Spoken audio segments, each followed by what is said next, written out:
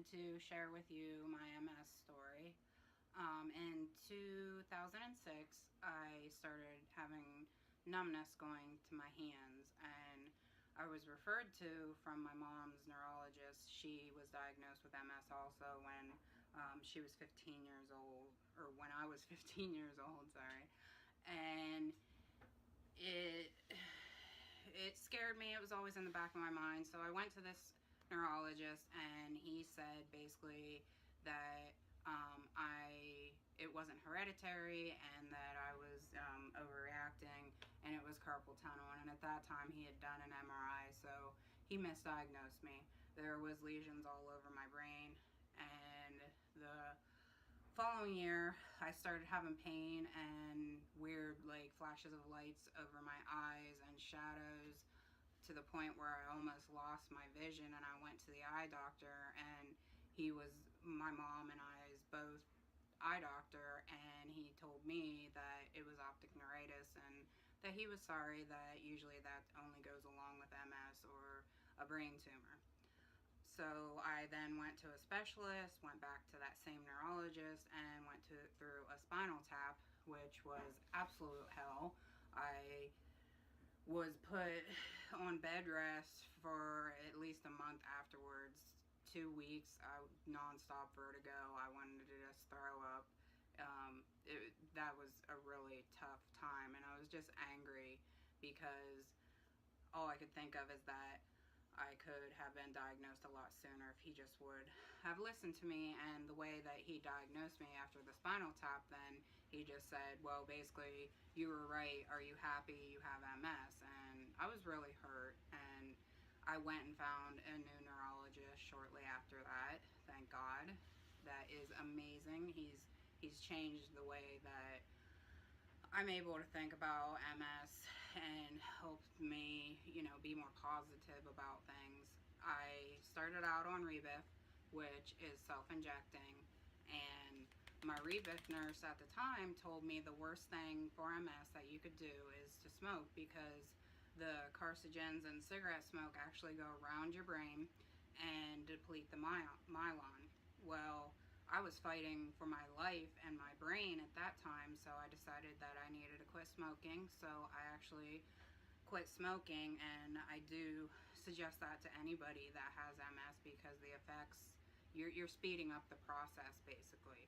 So I was fighting it. I didn't want to speed it up any more than I could have. After that, I started getting needle depression, because I've always been a little anemic, so um, I would bruise really easy, and it was embarrassing to go out with my kids and just have these bruises all over me, or to try to go swimming and just be covered in head to toe bruises. And it was just hard to know that, oh, I gotta inject tonight, and so it's an actual thing of needle depression, and the Rebif was not working. So I went to Tecfedra, no, Gilenya, and Gilenya raised my blood pressure so much that I started having heart palpitations, and it didn't help, so I was taken off it. And next I went to Tisabri, which Tisabri I love, and if anybody, it's a monthly infusion, and if anybody does not have the JC virus, I would totally suggest Tisabri, because Tisabri made me feel amazing. And my mom was actually taking it, so it was something that we could do together, and I was really excited for that. Well, I had got tested for the JC virus, which everybody has, but I had really high levels of it, and it can cause PML, which is a brain disease that causes death, and there's no cure for it. So obviously I couldn't stay on the Tisabri, even though I really liked it best. He then switched me to Tecfedra, and I have diverticulitis and IBS and GERD and Barrett's esophagus and bleeding ulcers. So that pill really messed with my stomach really bad, and it didn't help with the lesions at all. And then I went to another pill that I can't even think of the name right now. I've tried so many things.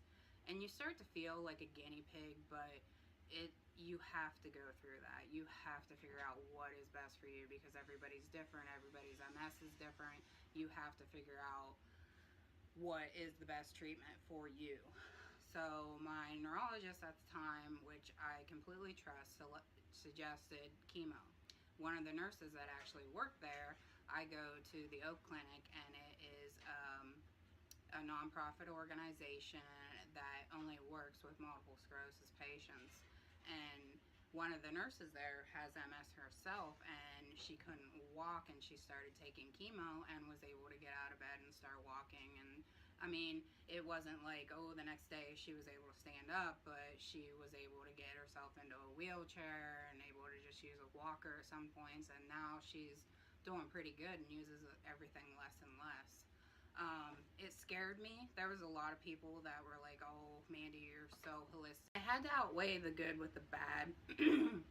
I really researched everything, and it is Cytoxin that I take. It is a breast cancer medication, and it was absolutely horrible to start with.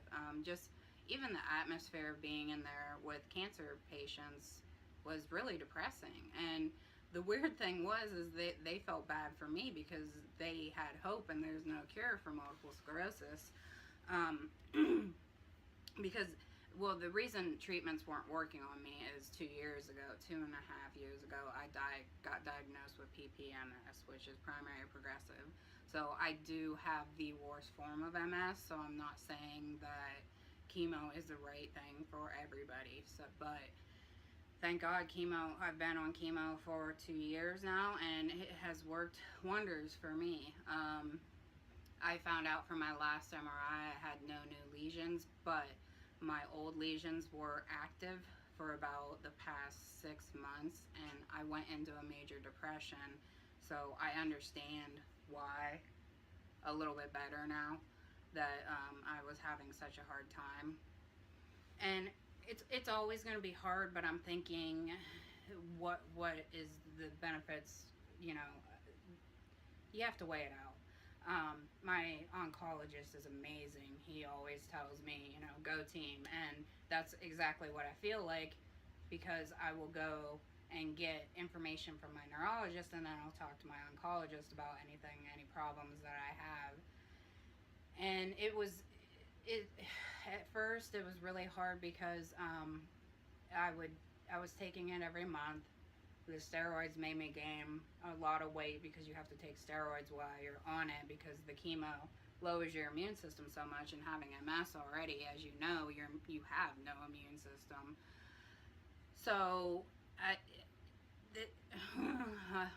struggled with it. It was really, really hard. I mean, in 2.5 years, I've had 1 blood transfusion, but in 2.5 years, I've had no new lesions. So whenever I first started, I got metal mouth and very nauseous and weak, and just stayed in bed for probably the next 3 weeks, and then it progressively got better. It would take only 2 weeks for me to recover from it, and then it would be 1 week, and now it's down to, I know that night I will be all amped up from the steroids and not be able to sleep, and my joints get really sore, and I have the metal mouth and everything, and I will have that the next day, and I'm tired, but as long as I can rest the next day afterwards, and I'm usually pretty good to go. So as far as that, I really think that the benefits outweigh the negatives with that.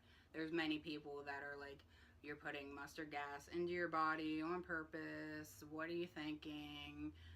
Could be so dangerous. I've talked to my doctor about the side effects with the chemo, and he told me basically infertility was the biggest one, which I was 23 years old, and I had a tubal because I had all 3 children. I have 2 girls and a boy. They are everything to me, and I knew that I didn't need any more after I had my son, my last child. And it was hard for me because I had those 2 back to back. My daughter was born in April of 2002. My son was born in April of 2003.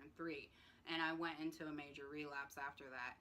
And I think in a way that was somebody telling me that, okay, you're done, you're good with kids.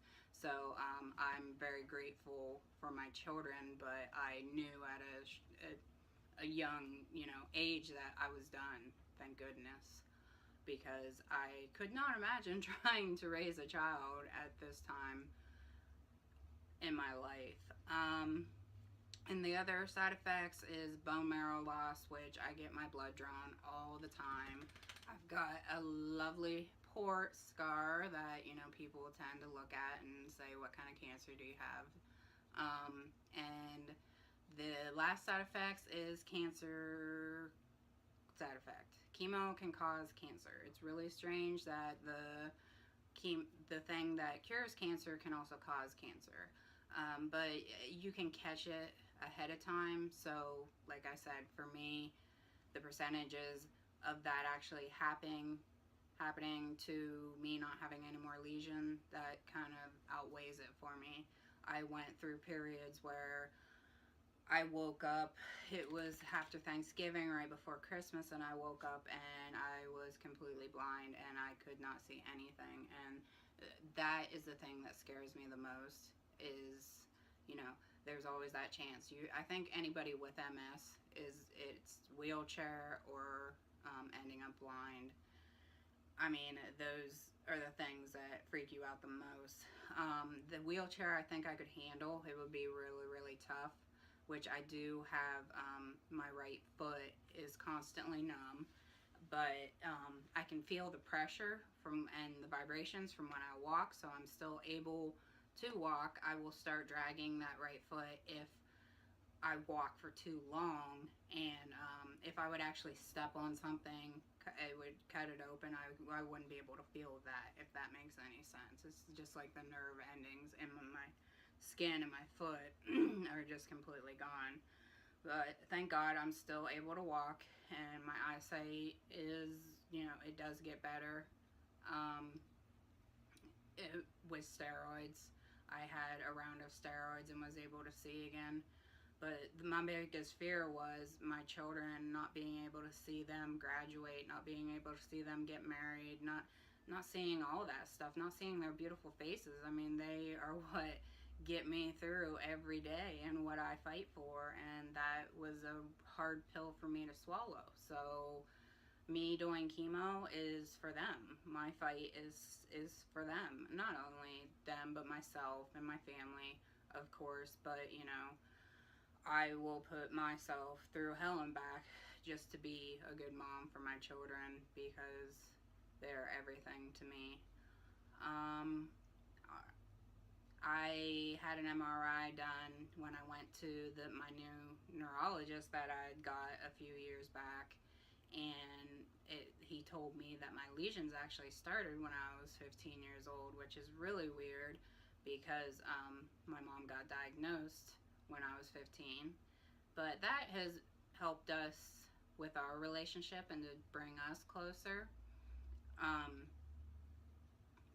she has more of the cognitive issues, whereas I have more of the physical issues. So we kind of just balance each other out and help each other out in that way. So that is my story. I mean, like I said, I've gone through a relapse now for the past 6 months. I'm on the upslope of it, thank God. It was a nightmare. It was a lot of depression and anxiety issues that I was dealing with. And now I am building myself back up, and I've lost weight, and I'm doing a lot of different activities that are positive. And saying that's my healing path is from this relapse and just from a lot of things in life. There's no guarantee, that it's not gonna take a nosedive on me again, but all I can do is try to focus on the positives. And anybody with MS, that's all they can do is just push for those positives. You got to find out the positive of everything and just to be grateful for all the little things in life. I mean, you have to take that moment and just realize that it could be a lot worse, and that's it. That's all you have to do is just keep that positive on there. And the longer you act like that, the longer you feel like that, the better you will feel. it's a constant struggle, but you have to fight that. You have to be positive for yourself.